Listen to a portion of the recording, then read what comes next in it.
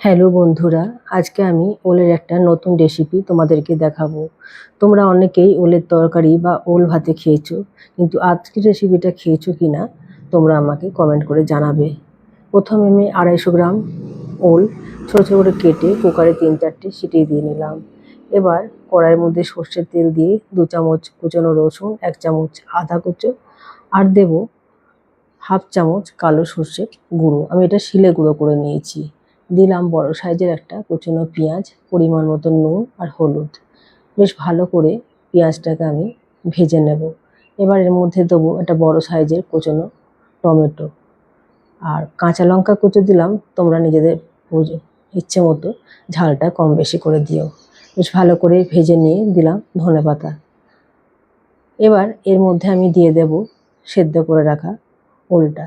ওলটা খুবই ভালো সেদ্ধও হয়েছে, খুব ভালো। এবার এর মধ্যে আমি মশলাটার মধ্যে দিয়ে 3 থেকে 4 মিনিট আমি নাড়াচাড়া করে নেব।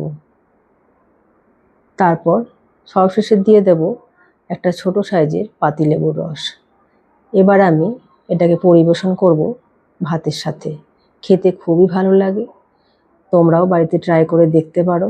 আর যদি আমার রেসিপি ভালো লাগে তাহলে চ্যানেলটিকে সাবস্ক্রাইব করবে আর কমেন্ট করে জানাবে কেমন লাগলো আমার আজকের এই নতুন রেসিপি।